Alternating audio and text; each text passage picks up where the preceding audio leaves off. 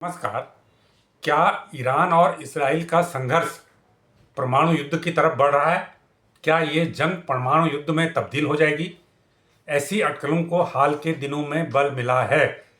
ये बात इसलिए भी महत्वपूर्ण हो जाती है क्योंकि ईरान ने स्पष्ट तौर पे कहा है कि वो परमाणु अप्रसार संधि, जिसे एनपीटी के नाम से हम जानते हैं, उससे बाहर निकलना चाहता है।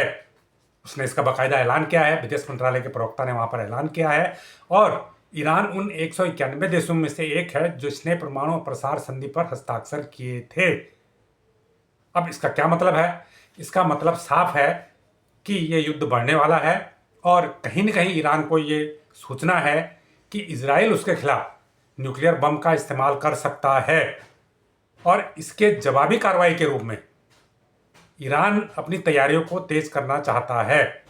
खबर यह भी थी कि ईरान न्यूक्लियर संधि पर हस्ताक्षर करता होने के बावजूद परमाणु बम विकसित करने में लगा हुआ है और उसके पास परमाणु हथियार होने का भी अंदेशा है। लेकिन यहाँ प्रश्न ये नहीं उठता है कि ईरान के पास अभी परमाणु हथियार रेडी हैं या नहीं है, क्योंकि उसका मित्र पाकिस्तान उसे परमाणु बम देने को तैयार है। पाकिस्तान ने बाकायदा ऐसा कहा भी था कि अगर ज़रूरत पड़ी तो वो ईरान को परमाणु बम देगा और ईरान इजराइल पे परमाणु बम से हमला कर सकता है। हालांकि बाद में पाकिस्तान ने बयान वापस ले लिया था, लेकिन सूत्र ये बताते हैं कि पाकिस्तान और ईरान इस मुद्दे पर मिले हुए हैं। क्योंकि आपको याद होगा, जब पाकिस्तान ने परमाणु बम बनाया था, उसकी टेक्नोलॉजी उसे ईरान के एक साइंटिस्ट ने ही शेयर की थी, साझा की थी। तो पाकिस्तान के परमाणु बम बनाने में भी ईरान ने काफ़ी मदद की थी और अब जब ईरान अभी संकट में है तो पाकिस्तान उसकी मदद को तैयार है।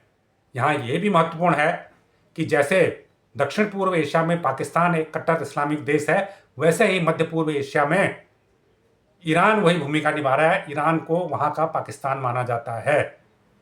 अब सवाल ये उठता है कि अगर ईरान परमाणु प्रसार संधि से बाहर निकलता है तो इसका क्या मतलब है? मतलब साफ है कि वो परमाणु बम का इस्तेमाल करेगा, इजराइल के खिलाफ करेगा। अगर उसके पास बम कम है या नहीं है तो वो रातों रात बनाएगा, उसको क्षमता हासिल है। बम उसके पास है या नहीं है, लेकिन न्यूक्लियर बम बनाने का मटेरियल और उसकी क्षमता ईरान के पास निश्चित रूप से है। इस बात की पुष्टि इजराइल ने भी की है, इस बात की पुष्टि यूरोप और अमेरिका भी करते हैं। तो ऐसे में क्या ये जंग एक परमाणु युद्ध का रूप ले रही है, एक विनाशकारी युद्ध का रूप ले रही है? युद्ध तो वैसे सभी तरह के विनाशकारी होते हैं, लेकिन अगर उसमें परमाणु बम का इस्तेमाल होता है तो इसमें वो भयावहता उसकी और बढ़ जाएगी। तो अब हम अगर परमाणु प्रसार संधि की बात करें तो परमाणु प्रसार संधि पे 191 देशों ने हस्ताक्षर किए हैं, जिसमें वो 5 बड़े देश भी शामिल हैं जिनके पास 1967 से पहले परमाणु हथियार आ चुके थे। इसमें अमेरिका है, रसिया है, ब्रिटेन है, फ्रांस है और एक कंट्री इसमें और है, ब्रिटेन फ्रांस के अलावा चाइना है। तो अमेरिका, रसिया, ब्रिटेन, फ्रांस, चाइना, ये 5 देश ऐसे हैं जो 1967 से पहले परमाणु हथियार बना चुके थे और ये संधि एनपीटी उसके बाद हुई है। जब ये संधि हुई है तो उसमें इन 5 देशों को भी शामिल किया गया और क्योंकि ये कट ऑफ रखा गया है कि जो लोग ऑलरेडी बना चुके हैं तो वो तो बना ही चुके हैं, लेकिन बाकी लोग नहीं बनाएंगे। ये इस संधि का है, बाकी लोग परमाणु हथियार नहीं बनाएंगे और जो परमाणु रिसोर्सेज हैं, जो यूरेनियम और दूसरी चीज़ें हैं, इसका जो उपयोग होगा वो शांतिपूर्ण कार्य के लिए होगा और वो अंतर्राष्ट्रीय परमाणु एजेंसी के निगरानी में होगा। ये एक इसका प्रावधान है, मुख्य प्रावधान है। लेकिन भारत ने इस संधि पर हस्ताक्षर नहीं किए थे। भारत का कहना था कि ये संधि जो है भेदभाव करने वाली है।